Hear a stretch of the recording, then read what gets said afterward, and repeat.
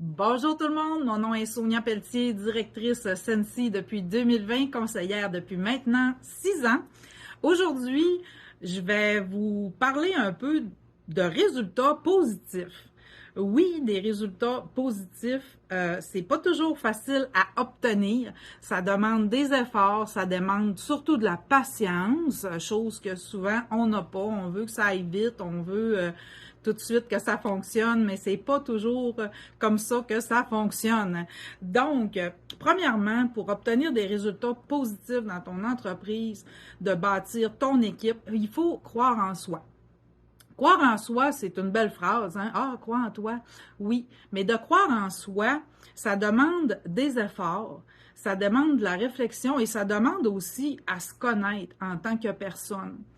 Donc, des fois, on a l'impression qu'on va travailler à contre-courant, contre nos convictions, contre notre personnalité.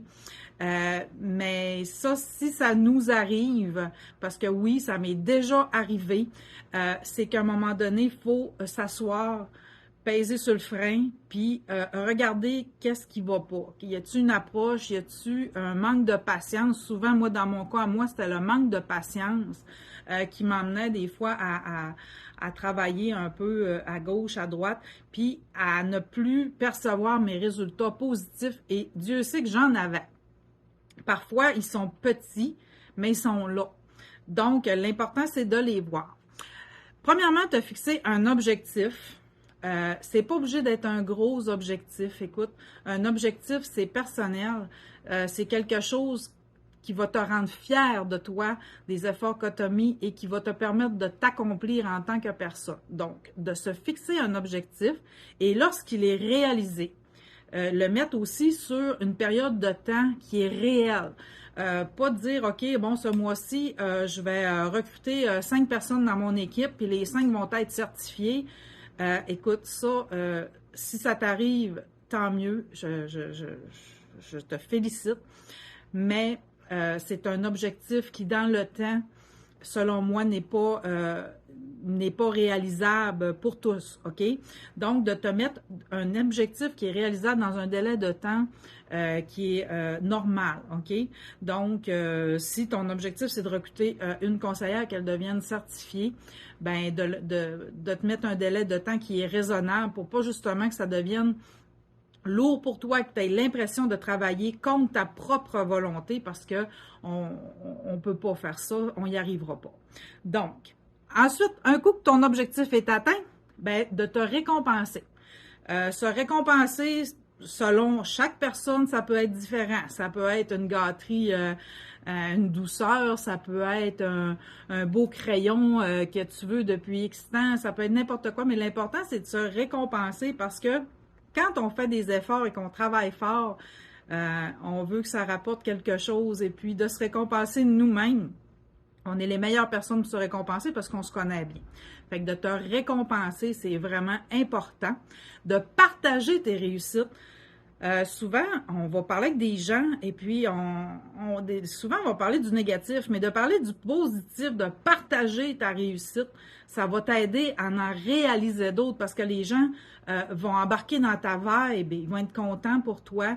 Et puis, ça va te permettre aussi de réussir à monter les échelons dans ton entreprise, de partager tes réussites parce que les gens autour de toi vont voir ton potentiel, vont croire en toi et ils vont avoir le goût de se coller à toi, OK?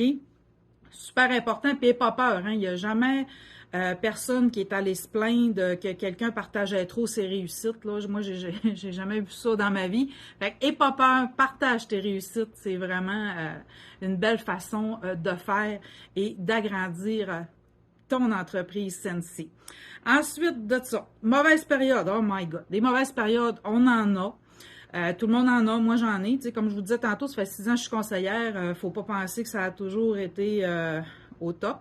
J'ai eu des mauvaises périodes. Par contre, ces mauvaises périodes-là m'ont aidé à rebondir. Faut juste pas lâcher. Tu sais, des fois, on va se dire, ah, ça va pas bien, ça redécollera pas, ou non, faut pas penser comme ça, c'est pas vrai. Dans le fond, la vie, c'est fait comme ça, là. Tu sais, si toi, tu as une vie comme ça, donne-moi ton secret. J'aimerais ça le connaître, mais tu sais, la vie, c'est comme ça. Fait que dans le fond, les mauvaises périodes, il faut s'en servir pour rebondir, pour se renouveler, pour voir qu'est-ce qu'on peut faire de mieux que ce qu'on faisait avant qui ne marchait pas. Ensuite de ça, moi, ce que je te suggère comme exercice, c'est de faire une liste de tes forces.